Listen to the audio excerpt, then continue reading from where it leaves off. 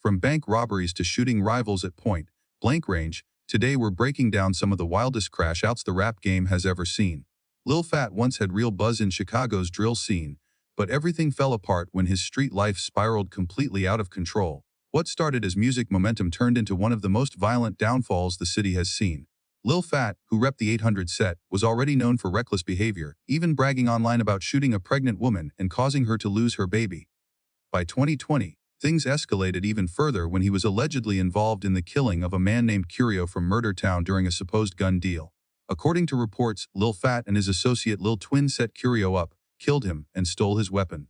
Just 2 months later, Lil Fat allegedly did the same thing to another man named Hothead during yet another gun sale.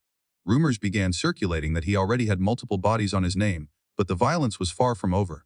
In November 2021, Lil Fat linked up with another member named Lil Swan, along with 2 men from Face World 79, Spook and Dway, for what was supposed to be an armored truck robbery.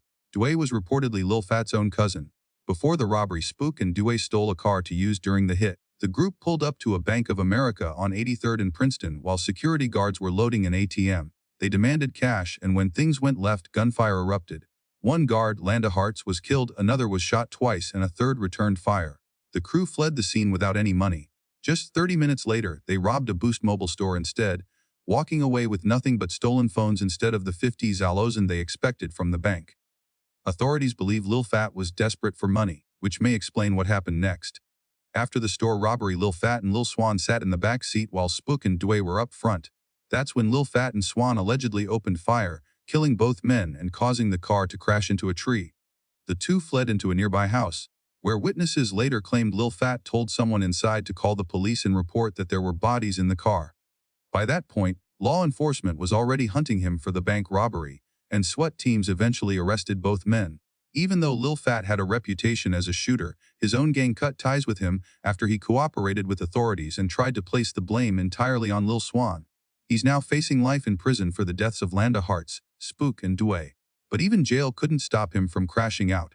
While locked up, Lil Fat assaulted his cellmate and attempted to attack a corrections officer. In 2025, reports say he even tried to take his own life in his cell, but the attempt failed when the rope broke. Another crash-out story comes from Bando KD, who was known around Chicago for reckless behavior and even went live on Instagram pointing a rifle at his rival's house.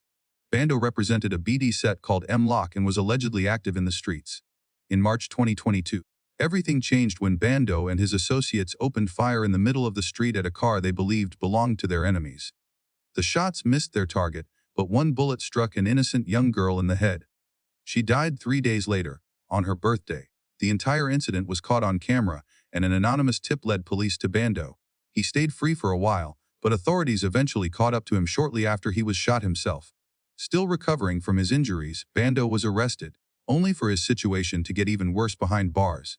He was publicly humiliated, abandoned by his friends, and later admitted in a jail interview with 16 shot visuals that everyone around him had given up because they believe he's never coming home. Hell yeah, I ain't gonna lie, a lot of motherfuckers switched up on me.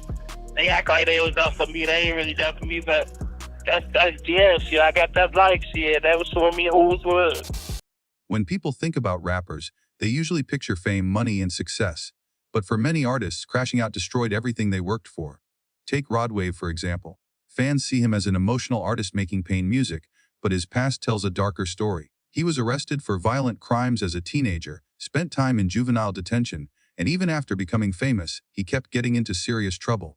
From gun charges and alleged domestic incidents to being linked to shootouts, Rod Wave's career kept moving forward while his personal life stayed chaotic.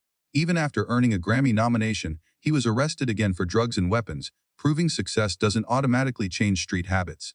Rod Wave isn't alone. Chocolate MC, a Cuban rapper with a strong Florida following, went viral for the wrong reason when he kidnapped one of his own fans at gunpoint. Even though the gun was fake, he still caught heavy charges. At the same time, he was allegedly involved in a far more serious plot connected to a murder inside Miami's streets and jail system, showing how fast rap fame can turn into a nightmare. Then there's K-Flock, someone who was crashing out before rap ever entered the picture. His street beef turned deadly when he killed an opponent in broad daylight on camera. Even after beating one charge, his online behavior made things worse, leading to a 30-year sentence. One bad decision after another turned viral fame into a prison future. K-Shorty's story is even more tragic. He beat multiple attempted murder charges as a teen and was given a rare second chance. Instead of changing, he stayed in the streets, which led to a chain reaction of violence. His girlfriend was killed right in front of him, and later, he was accused of multiple murders himself. Now he's facing life behind bars, all because he never stepped away from the chaos. Pooh Shiesty showed the same pattern. He blew up fast, went platinum, and had the industry behind him. But a violent robbery, shootings, and legal pressure landed him in prison just as his career peaked. Even after getting out, his lyrics and online behavior suggest he's still walking the same dangerous line.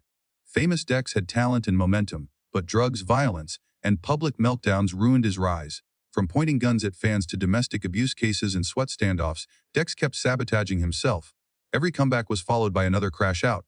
Some rappers went even further. Quaso, RB, and King Von didn't just rap about street life, they lived it. Self-snitching in lyrics, real murders, and non-stop violence caught up with them.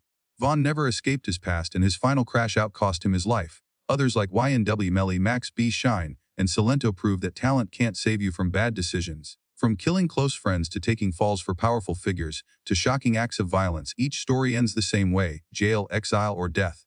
Even legends weren't immune. Tupac Shakur had intelligence, artistry, and vision, but constant confrontations and street energy led to his final crash out in Las Vegas, a moment that ended one of the greatest careers in music history. At the end of the day, these stories all share one lesson: fame doesn't erase the streets. If you don't change your mindset, success only makes the fall louder, faster, and deadlier.